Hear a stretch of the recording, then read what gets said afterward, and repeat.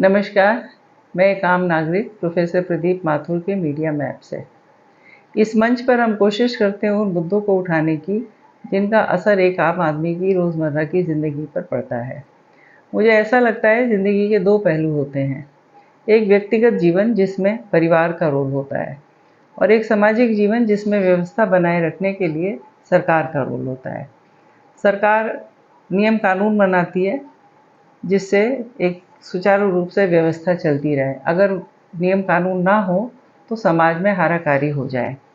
ऐसा माना जाता है कि ये नियम कानून आम नागरिक की सुविधा के लिए बनाए जाते हैं और ताकि वो समझ सके इन्हें आसानी से और लागू कर सके। बचपन से कुछ समय पहले तक ऐसा ही होता रहा है। फिर डिजिटल इंडिया आ गया। आइए आज इस बारे में बात करते हैं फास्टैग की। इसका इस्तेमाल हाईवे पर टोल पे करने के लिए होता है। मेरी तरह आप सब दर्शक भी जिनके पास गाड़ी है, टू व्हीलर हैं और जो हाईवे से सफ़र करते हैं, वो भी टोल पे करते होंगे और इससे परिचित होंगे। अब मैं नाम तो नहीं लूँगी, लेकिन अक्सर मैंने अपने सफ़र में देखा है कि टोल्स पर ऑटोमेटिक फास्टैग सेंसर काम नहीं करते। फिर उनके ऑपरेटर सेंसर्स को मैनुअली काम करने की उनसे कोशिश करते हैं, वो तब भी काम नहीं करते हैं। फिर वहाँ पर टोल ऑपरेटर इरिटेट होता है, जो कार में बैठा आदमी है, ड्राइवर है, वो इरिटेट होता है और फिर वहाँ झगड़ाबाजी होती है, तू मैं होती है। नतीजा ये होता है कि वक्त तो ज़ाया होता ही है, टोल ऑपरेटर भी एक अपना गलत इंप्रेशन देते हैं और सबको पीछे परेशानी होती है। ये तो हुई लेकिन एक ऑपरेशनल प्रॉब्लम। ये तो हार्डवेयर की मेंटेनेंस की इशू है जो मेंटेनेंस कंपनी देखती होंगी। पर ये डिजिटल इंडिया पे बहुत बड़ा क्वेश्चन मार्क है। हम रात दिन डिजिटल इंडिया की बात करते हैं। आज मैं एक फास्टैग को बंद करना चाह रही थी। बैंक की हेल्पलाइन को फ़ोन किया, उनके फास्टैग के पेज पर गई, कुछ नहीं हुआ। पेज पर बैंक की जो कस्टमर एग्जीक्यूटिव थी वो मुझे गाइड कर रही थी। उन्होंने कहा था मुझे किस पेज पे जाना है, कैसे जाना है। पेज जो था वो बार बार मुझे एक पेपर अपलोड करने के लिए कहता रहा। उससे पहले लेकिन उसको लॉगिन करने के लिए वो बार बार एक कैप्चा देता रहा। अब कैप्चा मुझे इसका आज तक समझ में नहीं आया क्यों कैप्चा होता है। जब हमने पासवर्ड डाल दिया, लॉगिन आईडी डाल दी, ये तमाम बैंक्स में होता है, हम कहीं भी लॉगिन करें वो कैप्चा मांगता है और वो कैप्चा के इतने अजीब से लफ्ज़ होते हैं, इतने अजीब अल्फ़ाबेट्स होते हैं कि कई बार समझ में नहीं आते। मल्टीपल अटेम्प्ट्स होते हैं, कई बार करने के बाद वो ठीक से आता है। वही इसमें हुआ। 6 बार मैंने कैप्चा डाला, 6 के 6 बार बैंक वो फास्टैग का पेज मुझसे कहता रहा रॉन्ग कैप्चा। अब इसमें बताइए, जब मुझे वो कैप्चा में दिखा रहा है 10 जमा 6 इक्वल टू, बिल्कुल इसी तरीके से। सो कैप्चा में तो यही होता है कि जो जैसा लिखा आ रहा है हम उसको वैसे ही टाइप करते हैं। अब मैं उसको बार बार वैसे ही टाइप कर रही हूँ जो लिखा आ रहा है, तो 6 बार उसने एक्सेप्ट नहीं किया। 7वीं बार कस्टमर एग्जीक्यूटिव ने मुझसे कहा, वो फ़ोन पर थी अभी तक, उसने मुझसे कहा कि आप अगर ये 10 जमा 6 आ रहा है, आप इसको 16 करके लिख के देखिए। तो मैंने 16 करके लिख के देखा, वो फटाक से एक्सेप्ट हो गया। तो ये एक अलग तरीके का कैप्चा था जिसका मुझे कोई अंदाज नहीं था और मैं समझती हूँ फास्टैग की एग्जीक्यूटिव को भी इसका अंदाज नहीं था जो मुझे फ़ोन पर गाइड कर रही थी। अब इतना सब करने पे 55 मिनट लग गए, मगर मेरी समझ में ये नहीं आया कि जब मुझे इतनी दिक्कत हुई तो दूर दराज बैठे लोग, जहाँ इंटरनेट भी बड़ा मुश्किल से काम करता है, स्पीड भी नहीं होती है, वो लोग कैसे करते होंगे। फास्टैग का और कोई इन्होंने ज़रिया ही नहीं बनाया, कोई हेल्पलाइन किसी और तरह की नहीं है जो आपका काम कर दे। आपने लॉगिन ही करना है। कितने लोग हैं जो कंप्यूटर को समझते जानते होंगे। गाड़ियाँ तो बहुत हैं, टू व्हीलर तो बहुत हैं, लेकिन मैं नहीं समझती कि सभी को कंप्यूटर देखना पढ़ना आता होगा, सभी को लॉगिन करना आता होगा। खैर, उनके 55 मिनट लगे, 55 मिनट मेरे भी लगे, 110 मिनट लगे।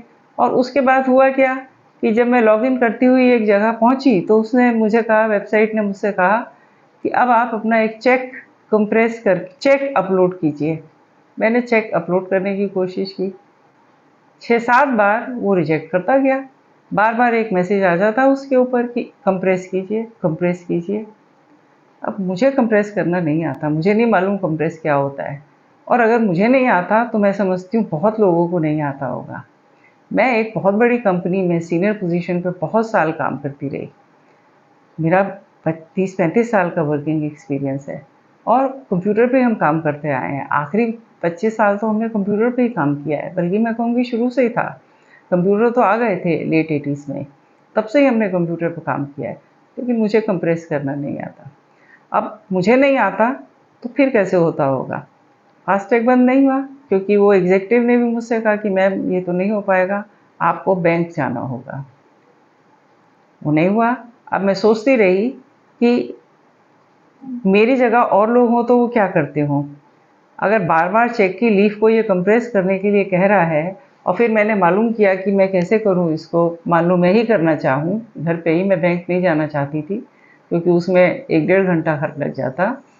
तो किसी ने मुझसे कहा कंप्रेस की ऐप आती है, आप उस ऐप को डाउनलोड कीजिए। तो क्या मैं सारा दिन यही करती रहूँगी कि सरकार ऐसी ऐसी पॉलिसीज़ बनाए, ऐसे ऐसे तरीके बनाए कि हम यही सब करते रहें? और मैं तो चलिए मैं काम करती आई हूँ, मुझे तो थोड़ा बहुत ज्ञान है इस चीज़ का, थोड़ी बहुत समझ है कंप्यूटर की, लैपटॉप्स की। लेकिन दूर दराज बैठे, गांव देहात में बैठे, छोटे शहरों में बैठे लोग, वो कहाँ इतने कंप्यूटर्स पे, कंप्यूटर सब यूज़ करते हैं, लेकिन इन चीज़ों का तो उनको नहीं इतना अंदाज होता कि ये क्या चीज़ है। खैर, अब कल जाके बैंक में पर्सनली जाके ये करवाना होगा। वैसे आपको मैं बता दूं, जब मैं ये रिकॉर्डिंग कर रही हूँ तो बीच में डिले आ गया 2 दिन का। मैं बैंक भी गई, बैंक के मैनेजर ने मुझसे कहा कि मैम हम ये काम नहीं करते हैं, क्योंकि मैं भी सोच रही थी कि अगर मैं बैंक जाऊंगी तो जहाँ 110 मिनट हमारे पहले खर्च हो चुके मेरे और कस्टमर सर्विस एग्जीक्यूटिव के, उसके बाद मेरा 1 घंटा और लगा था चेक को अपलोड करने में, पूरा डॉक्यूमेंटेशन करने में, और जो नहीं हुआ था, यानी हमारे तकरीबन 3 घंटे लग चुके थे। अब मैं बैंक गई, बैंक जाने आने में 1 घंटा लगता है, तमाम और चीज़ें होती हैं, इसके साइड इफ़ेक्ट्स क्या होते हैं वो भी आप समझ सकते हैं। और फिर मैनेजर मुझसे कह रहे हैं कि मैम हम ये काम नहीं करते, हमारे यहाँ कोई एग्जीक्यूटिव नहीं है जो फास्टैग को देखता हो। और मैं ये सोच रही थी अगर मैं बैंक जाके कहने को ये काम करने को कहती हूँ तो मैं उनकी कोर बैंकिंग का टाइम दे रही होंगी। जो टाइम उन्होंने कोर बैंकिंग में देना होता है वो एक फास्टैग पे दे रहे होंगे। इस काम के लिए बैंक नहीं बनते हैं। खैर, मेरा उन्होंने कुछ लिहाज किया, मैंने कहा मेरी ये समस्या है, मैं नहीं कर पा रही हूँ। तो बोले मैम आप डिटेल दे दीजिए, हम मेल लिखकर इसको बंद करवाने की कोशिश करेंगे। तो वो बात वहाँ रह गई। अभी मुझे पता नहीं है कि वो बंद हुआ या नहीं, क्योंकि मैंने वेबसाइट खोल के देखा तो उसमें लिखा हुआ था पेंडिंग, और कुछ नहीं लिखा हुआ था। और वो मुझे भी अब बंद नहीं करने दे रहा। मैं अगर किसी बच्चे की हेल्प लेकर, आजकल बच्चों को बहुत टेक्नोलॉजी आती है, बच्चे की हेल्प लेकर उसको कंप्रेस करा के कराऊँ तो अब वो प्रॉम्प्ट नहीं दे रहा मुझे कि मैं कुछ करूँ। अब इस सारी चीज़ से, ये सारा एपिसोड मैंने इसलिए शेयर किया है क्योंकि सारा दिन डिजिटल इंडिया का ढोल पीटता है, सारा दिन इसका ढोल बजता रहता है, विश्व गुरु बनने का ढिंढोरा पीटता रहता है कि ये डिजिटल इंडिया है। अगर मैं इस काम को नहीं कर पाई जिसने लैपटॉप पे सारी ज़िंदगी काम किया है, तो हर आदमी कैसे करता होगा। और मैं गारंटी से कह सकती हूँ कि वेबसाइट का पेज जिस कागज़ को अपलोड करने के लिए कह रहा था, आईटी प्रोफेशनल्स के अलावा और कोई लोग नहीं उसको कर पाएंगे। मैं तो नहीं कर पाई। ऐसी प्रक्रिया किस काम की जो आम आदमी ना कर पाए। पब्लिक इंटरफेस के लिए जो वेबसाइट होती हैं उन्हें यूज़र फ्रेंडली होना चाहिए अगर डिजिटल इंडिया के सपने को साकार देखना है। जो काम 5 मिनट में घर में हो सकता था, उसके लिए बैंक जाना, कस्टमर एग्जीक्यूटिव से बात करना, 4 से 5 घंटे उसमें लग गए और अभी भी उसका स्टेटस नहीं मालूम। अभी भी जो काम करना था वो नहीं हुआ है, अभी भी वो पेंडिंग में है 4-5 घंटे लगने के बाद। तो ये प्रोसेस किस काम का, जो एक मैं अपने आप को फिर भी आम आदमी से थोड़ा अलग मानती हूँ क्योंकि मैं जॉब में रही हूँ, थोड़ा अवेयर हूँ, आप जिसको कह सकते हैं एक जागृत सिटीज़न हूँ, और थोड़ा बहुत स्किलफुल भी हूँ। तो इसलिए मैं अपने आप को थोड़ा अलग मानती हूँ। फिर भी मैं नहीं कर पाई तो आम आदमी जिसमें ये चीज़ें नहीं होती हैं वो कैसे करता होगा। ये चीज़ें तो उसी के लिए बनी है ना। तो मुझे इसमें बड़ा गुस्सा भी आया है, बहुत झुंझलाहट भी हुई है, और मैं ये भी सोचती हूँ एज ए प्रोफेशनल, मैं ये सोचती हूँ कि कौन लोग हैं सरकार में बैठे हुए जो इस तरह के पॉलिसी बनाते हैं और इस तरह का सिस्टम बनाते हैं। क्या वो आम आदमी से बिल्कुल कटे हुए हैं, समाज से कटे हुए हैं क्या? और खाली यही नहीं, आप जो है इसमें जगह जगह आपको दलाल मिल जाएंगे। आपको मैं एक और एग्जांपल देती हूँ। जिस तरह ये फास्टैग का है, मुझे कितना हेल्प लेने पड़ी और फिर भी अभी नहीं हुआ। आप ड्राइविंग लाइसेंस के रिन्यूअल के लिए जाइए। आजकल बड़ा शोर है कि सब ऑटोमेटिक कंप्यूटराइज्ड हो जाता है, हमने सिर्फ लॉगिन करना है, कुछ हमने फॉर्मेलिटीज़ हैं वो पूरी करनी है, कुछ अपलोड करना है, फ़ोटो अपलोड करनी है, कुछ और कागज़ अपलोड करने हैं। मैं कर चुकी हूँ, इसलिए बता रही हूँ। मुझसे नहीं हो पाया था। मैंने एक आईटी प्रोफेशनल की हेल्प ली। मेरे परिवार में एक बच्ची है जो आईटी इंजीनियर है, मैंने उसकी हेल्प ली, तब मैं कर पाई थी। लेकिन जब मैं उस प्रोसेस में थी तो मैंने देखा आरटीओ ऑफिस के बाहर तमाम दलाल बैठे हुए हैं और वो दलाल आम आदमी की हेल्प कर रहे हैं। मेरा ड्राइवर नहीं पढ़ा हुआ, वो मैट्रिक पास है, उसको कुछ नहीं करना आता और उसका ये प्राइमरी रिक्वायरमेंट है कि वो अपना ड्राइविंग लाइसेंस टाइम से रिन्यू करता जाए। तमाम ड्राइवर्स जो हैं उन सबका ये रिक्वायरमेंट है। मैं एक बार को रुक भी सकती हूँ, डिले भी हो सकता है, लेकिन ड्राइवर 1 मिनट के लिए नहीं रुक सकता। लेकिन कोई भी ड्राइवर पढ़ा लिखा भी नहीं होता है बहुत ज़्यादा, मैट्रिक पास होते हैं, इंटर पास होते हैं, उन्हें नहीं करना आता, उन्हें समझ भी नहीं आता। वो मुझसे आके भी कहते हैं कि ये क्या है जी। तो ये जो ड्राइविंग लाइसेंस का भी है, ये this is part of all digital India. मैं इसीलिए ये सब बात कर रही हूँ। मैं खाली फास्टैग की बात, फास्टैग पर से के खिलाफ नहीं मैं कह रही हूँ, मैं उस सिस्टम एंड प्रोसेस की बात कर रही हूँ जो हमारी रोज़मर्रा की ज़िंदगी, जहाँ पे सरकार का दखल है, वो कितना मुश्किल कर देती है और हमें कितना झुंझलाहट लाती है, जो हमारे पारिवारिक जीवन पे भी असर डालता है। अब ड्राइविंग लाइसेंस है, उसमें आप करवा के देख लीजिए कैसे होगा। बिना दलाल के कर ही नहीं सकते। जो दलाल बाहर बैठे हैं वो मदद करते हैं और उसकी फीस लेते हैं और फिर सरकार का डंका बजाते हैं। मैं विदेश में भी जाती हूँ, वहाँ सब काम कंप्यूटर से बहुत आसानी से होते हैं। हम उनकी नकल तो कर रहे हैं, लेकिन हम अपने रिसोर्सेज नहीं देख रहे। हम ये नहीं देख रहे कि हमने जनता को क्या रिसोर्स देना है जिससे हम भी उसी एफिशिएंसी से काम कर सकें जैसे बाहर होता है। अच्छी बात है, हम कंप्यूटराइजेशन करना चाहते हैं, हम बहुत सी जगहों से बहुत सी अच्छी चीज़ें सीखते हैं, बहुत से अच्छे गुण हम रोज़मर्रा के जीवन में भी एक दूसरे की अच्छी बातें सीखकर अपने में उतारने की कोशिश करते हैं। लेकिन उसके लिए हमने बेसिक इंफ्रास्ट्रक्चर भी तो देखना होता है। हमारा इतना बड़ा देश है जिसमें ज़्यादा आबादी गाँवों में रहती है। गाँवों में मोबाइल डाटा भी काम नहीं करता। मेरा गाँव 150 किलोमीटर दूर है, हाईवे के ऊपर है, स्टेट हाईवे पे। अक्सर मोबाइल डाटा मेरे घर के अंदर काम नहीं करता है। वाईफाई तो है ही नहीं, वो तो भी एक सपना ही है वहाँ पर। और वहाँ अगर 2-4 दुकानें खुल भी जाती हैं, हर गांव में खुली हुई हैं, वो इसलिए होती हैं क्योंकि आधार कार्ड बेसिक आइडेंटिटी बन चुका है।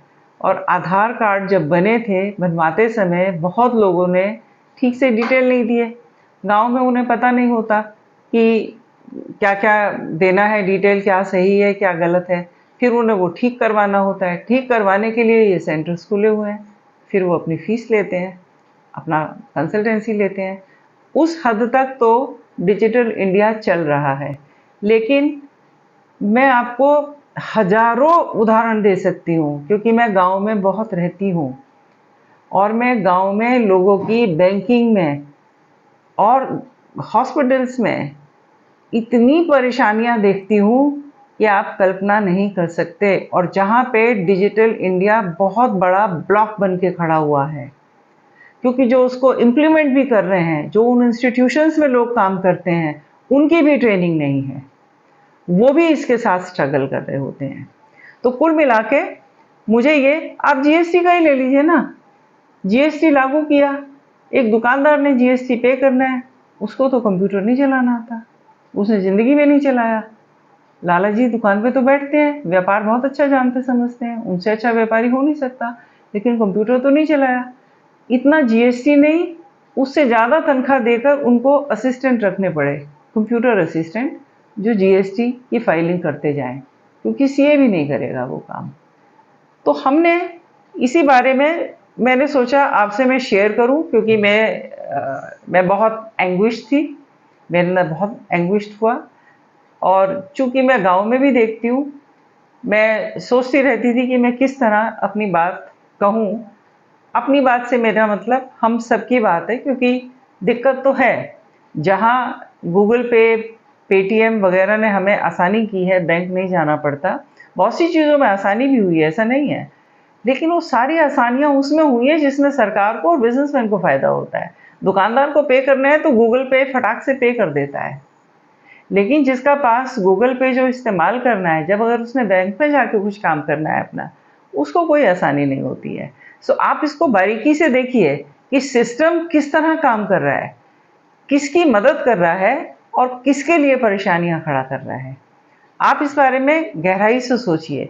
इसमें सोच के आप हमें बताइए, हमसे शेयर कीजिए, क्योंकि मुझे इसमें एक और चीज़ लगती है।